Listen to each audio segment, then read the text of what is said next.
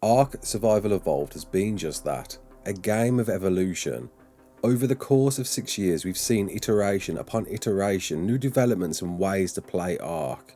And with that, there's been so many experiments and ideas that ultimately didn't make it to the ARK we know today. But what are ARK's biggest regrets? You're right kids, it's Ras Clark and welcome to a deep dive into the things you wish ARK had done differently, and in my opinion the things I believe Wildcard, the developers of ARK, regret too. Don't forget to like, subscribe, share around and let's get into it. So in at number 5, Survival of the Fittest. Arguably one of the early Battle Royale games of our generation, launched before ARK was even a finished product, offering a standalone multiplayer online survival experience built for esport gameplay. Originated as a spin-off mod which came with the release of the ARK Survival Evolved development kit, the mode offered a slaughterfest of a tournament to 70 players. Following the success of the game mode tournaments and feedback from the community, Survival of the Fittest had been refactored into its own competitive game, including 4 modes, cosmetic tiered rewards and constant iteration, seeing you spawn with nothing and quickly grind and make your way to the centre of the arena to win each tournament. And originally this was heavily supported with over $50,000 in monthly cash prizes, and it was one of the early Battle Royale iterations out there, with a huge following, and although this was only on Xbox and PC, it was going to come to PlayStation at some point. But then following that, and especially the official launch of ARK, this mode completely fizzled out and stopped being supported, leading to its eventual death shortly thereafter.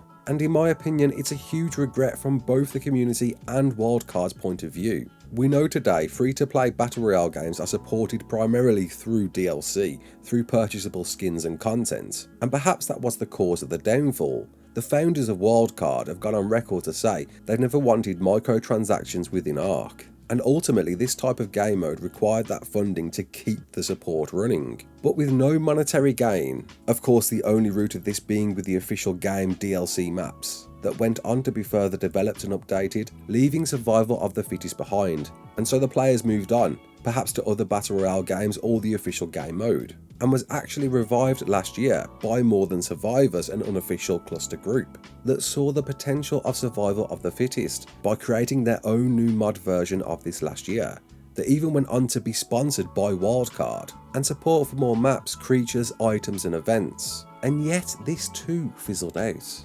sadly now cementing this as a mode since gone. And it is a terrible shame to see this now a thing of the past. It had so much potential and so much monetary gain for Wildcard had it been tackled with microtransactions, ultimately making the publishers want to develop and update this more. But ultimately the no microtransaction call was made, making this one of the biggest regrets I'm sure Wildcard have.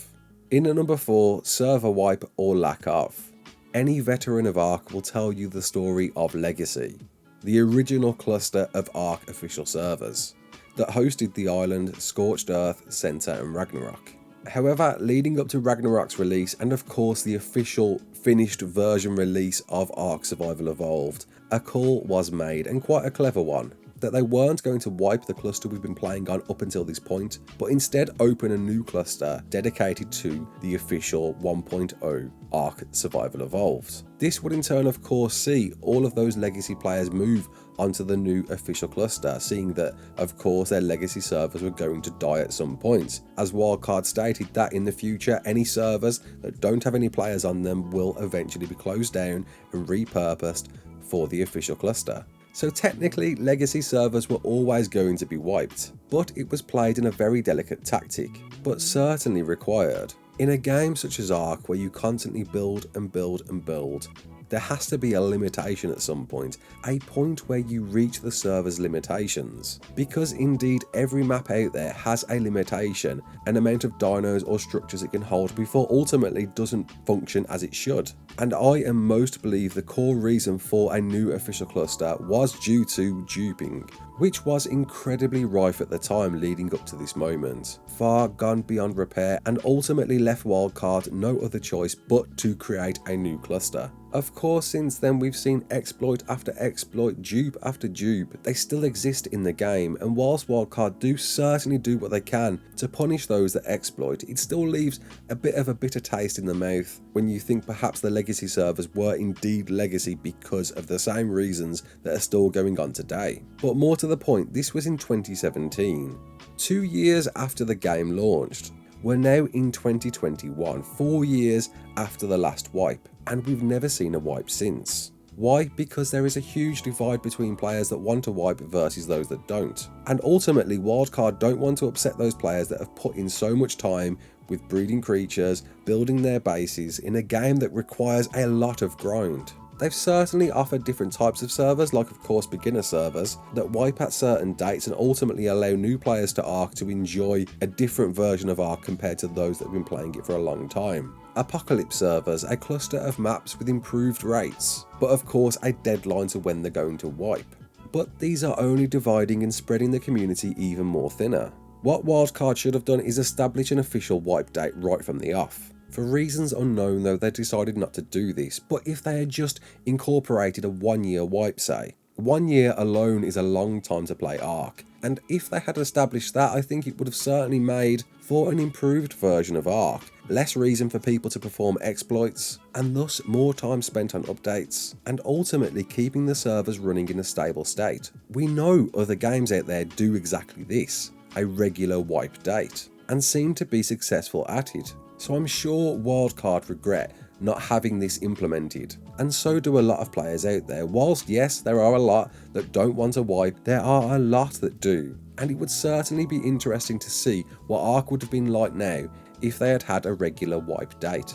In at number 3, tech. Back in March 2016, we got our first glimpse at tech, a new tier of items and structures and eventually creatures to supersede the ARK of old. And whilst now, of course, with the arrival of Genesis Part 2, tech is a mainstay.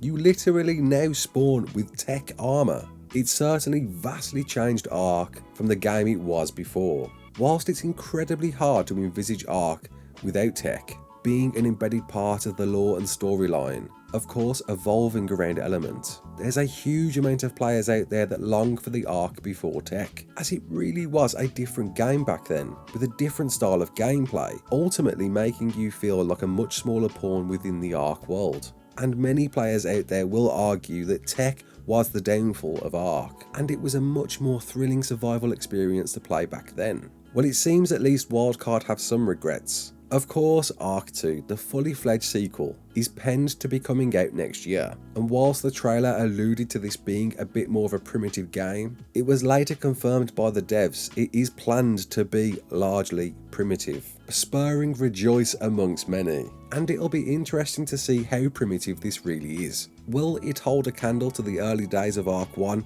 We're yet to know. But primitive is coming back. And speaking of primitive, in at number 2, Primitive Plus. And certainly has to be a huge regret due to the person that created this. Primitive Plus is a free official DLC total conversion of ARK Survival Evolved. Released way back in 2016, you'll find this as a mode within the main screen, adding over 100 custom primitive items and engrams, challenging you to use primarily wood and stone without the benefits of advanced metals. It really was, and I guess still is, the primitive option you've always wanted. Sadly, of course, this is filled with regret. As ARK developed and transformed, notably with the addition of tech, Primitive Plus became more difficult to support, and became less and less supported, bringing us to today where you'll find that Primitive Plus is not really supported at all, with the devs reasoning this as lacking resources, that the community isn't large enough to make it a priority. But ultimately, in my opinion, it comes down to money. If the majority of the community are playing the official game, then the publishers are going to invest into that, the one that makes them money. Whilst some yes could argue that Primitive Plus could have been a moneymaker had they supported it in the first place, that time has now since long passed, and is certainly filled with regret, of course being created by our community manager Complex Minded. Having such dedication and passion for Primitive Plus, it must pain him to see Primitive Plus in its position now. But the fact of the matter is, Wildcard pays his wages, ironically employing him through his creation of Primitive Plus. He's of course bound by the powers to be to support those that are paying him his wages, leaving us now with only whispers of regret of the mode that could have been. And in at number 1, ARK on Nintendo Switch. The platform that held so much promise yet seemed to create so many limitations. ARK on Nintendo Switch was originally announced way back in March 2018, finally dropping on the platform in November, and at the time the devs seemed so proud of this iteration. This was at a time when ARK was being released everywhere. It was on mobile, it was on VR, and of course now was brought to Nintendo Switch.